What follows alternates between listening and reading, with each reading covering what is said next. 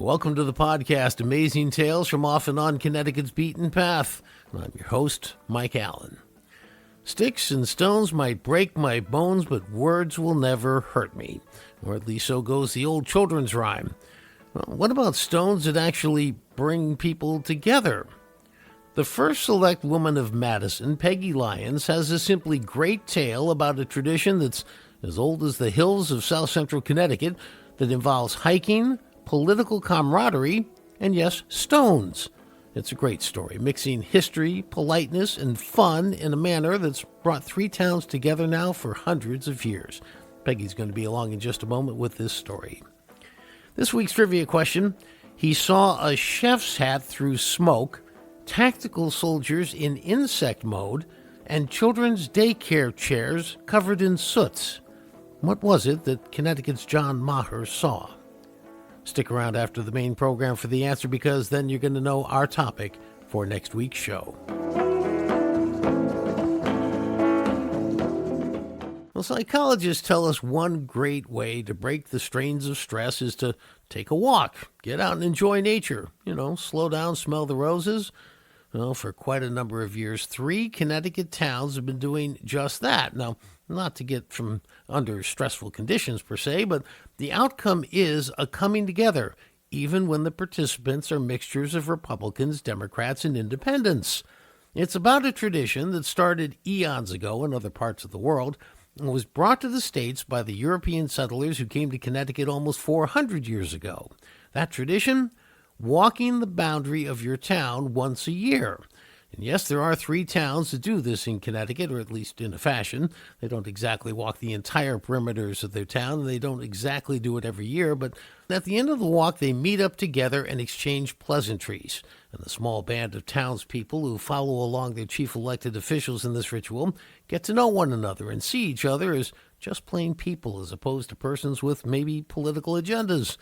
This ritual does not occur every year. In fact, it's been about 15 years since the last one occurred between the towns of Guilford, Durham, and Madison.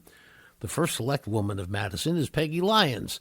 She led roughly 24 Madisonites on this outing in October of 2024, meeting in the beautiful section of woods with the chief elected officials of her neighboring towns at the point where their towns come together.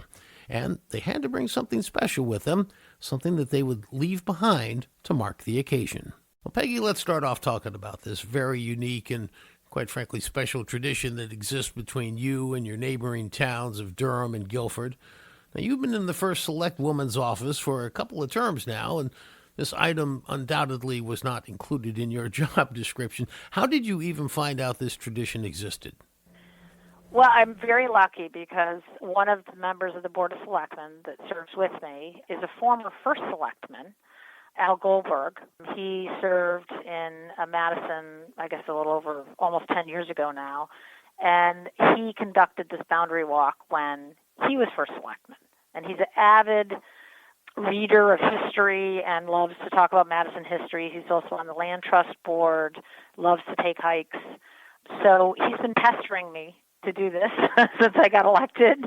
When I say pester, I say that tongue-in-cheek, because he really enjoyed it, and he thought it's a great way to bring communities together. Now, as I mentioned to you before we started recording, my family and I used to live in Switzerland, and there on the 1st January of every year, the citizens were led around the perimeter of their town boundaries by their elected leaders, just so they could kind of get familiar with where they lived and take some pride in their hometown. And it's really a very wonderful tradition. It's been going on actually for centuries there. Now, obviously, you didn't walk the entire perimeter of Madison last October. It's a very large geographical area. But just how far did you hike, and how insistent were you about making sure you stayed on the town border itself? Well, we're lucky because there's a marked path. It's called the Selectman's Walk, but you have to hike a bit to get to the Selectman's Walk. Interestingly, each town we meet at the central point, right? So each town has a path to get there. Our path is in Rockland Preserve. We have this beautiful park in the northern part of our town that is well known for hiking as well as biking trails. You kind of have to start at the southern end of the park and then work your way north to get to the area where the 3 towns meet, the 3 boundaries. So I had the longest hike by far. So it was a couple of miles.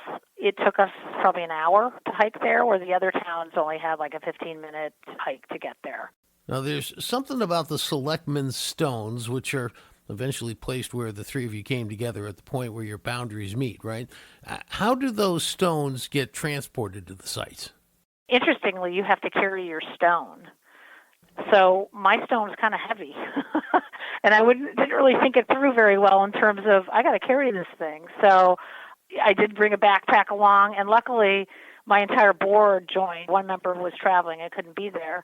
So I requested that I had assistance to carry the stone from them. Now, this isn't just some idea that cropped up in Madison a few decades ago. This has actually been going on for hundreds of years, right?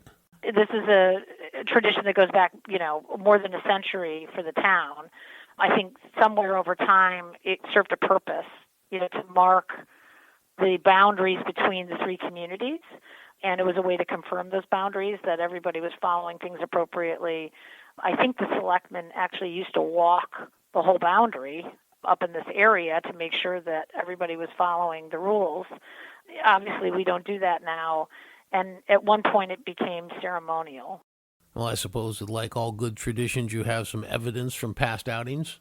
We have some photos that we found. It's happened in the 60s, it happened in the 70s.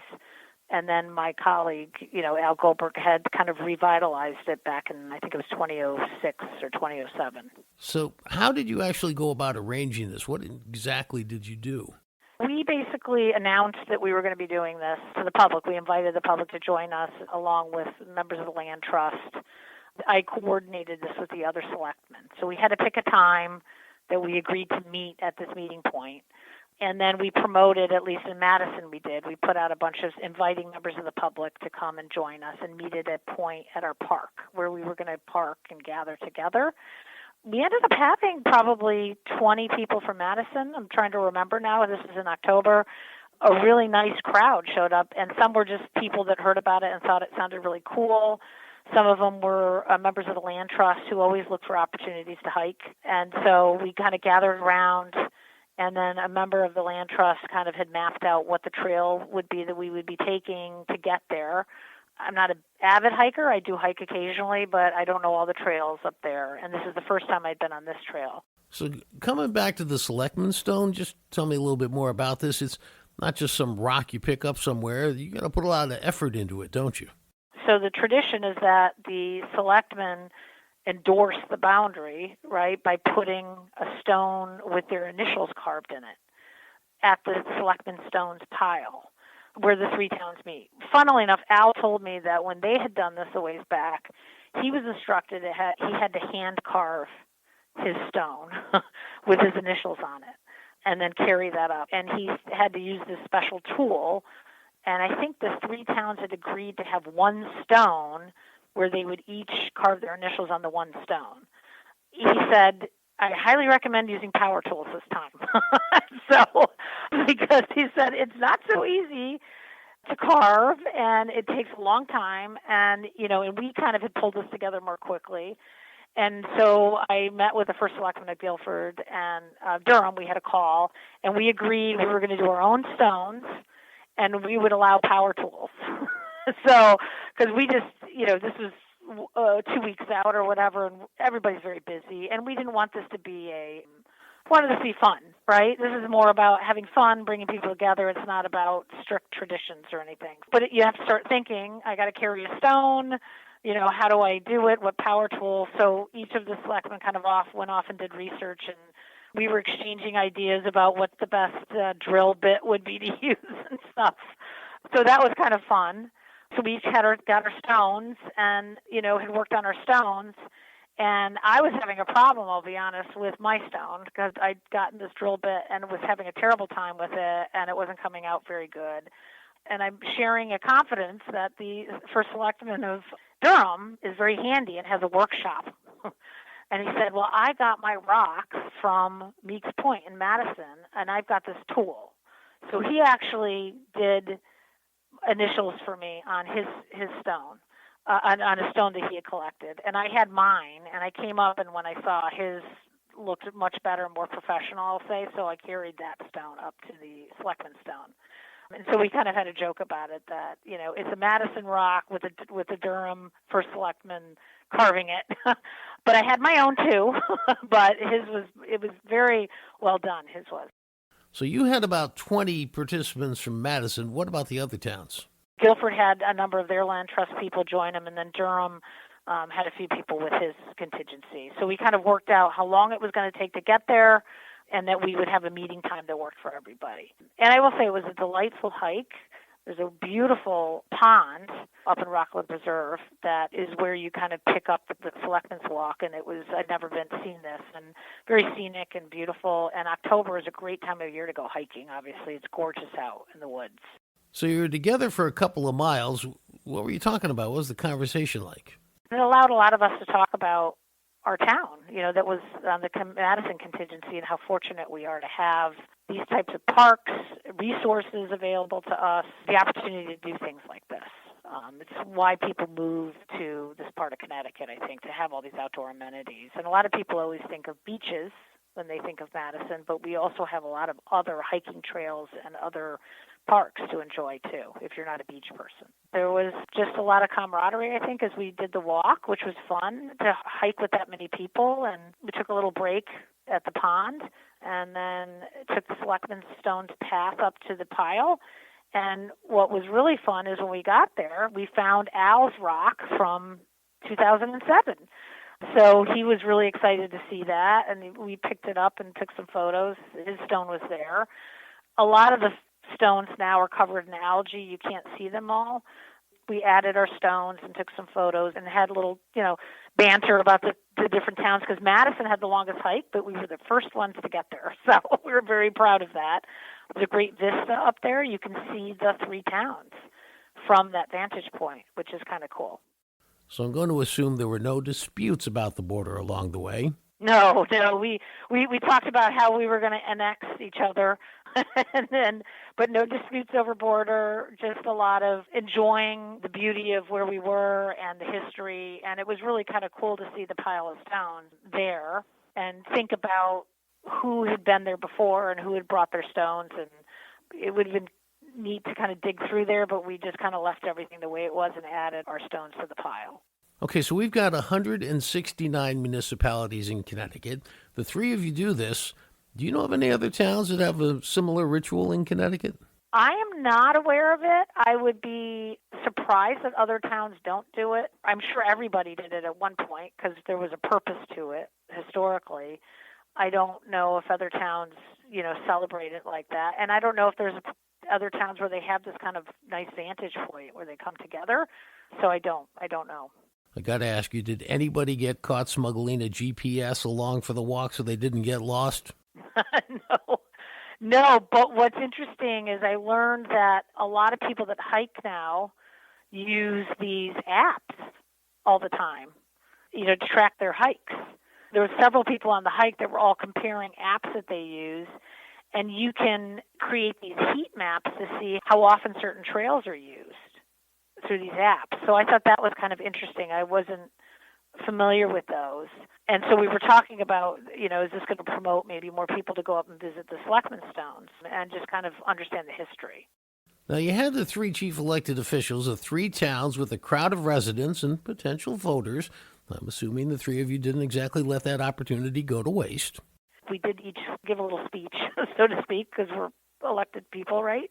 And I think we all touched on, one of the reasons we chose to do this in October was a way to bring three communities together, and each of the selectmen we're different parties. We're not all one party. Set the politics aside and just enjoy our relationship as neighbors, right? Democrats, Republicans, unaffiliated, Durham people, Madison people, Guilford people. This is a way to kind of just be together as neighbors, without politics involved. And this was, prior to the election. And that was one of the reasons I suggested that we do this in the fall. It's just a nice, lighthearted thing to do that's positive about government, positive about our communities, and how we can work together.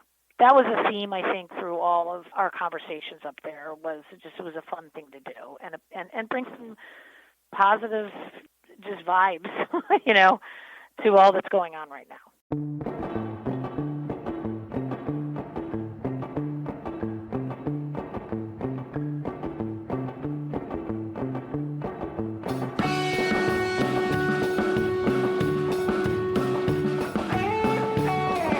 Well, that wraps up this episode of Amazing Tales from Off and On Connecticut's Beaten Path. It's not entirely clear when the next walk like this will be taking place. If recent history is any guide, we may be looking at 2037 or so, but who knows? Maybe other towns are going to start doing the same thing, walking their boundaries, and we'll find our residents learning they have more in common than maybe they supposed. I want to thank our guest for today's program, Madison First Selectwoman Peggy Lyons, for her great recounting of the Boundary Walk of 2024 between Madison, Guilford, and Durham. The answer to this week's trivia question, the question was, he saw a chef's hat through smoke, tactical soldiers in insect mode, and children's daycare chairs covered in soots. What was it that Connecticut's John Maher had seen? The answer is John was the first network television cameraman to enter the pit at Ground Zero following the 9/11 attacks 2 decades ago. Next week on Amazing Tales, he's going to be sharing his harrowing and, frankly, haunting tales, which you simply won't believe, as we follow him that week from the first notification he got to his entry into the site of the worst attack on U.S. soil in history. Amazing Tales from Off and On Connecticut's Beaten Path is a production of True North Associates, LLC. This is Mike Allen. Be safe and stay healthy.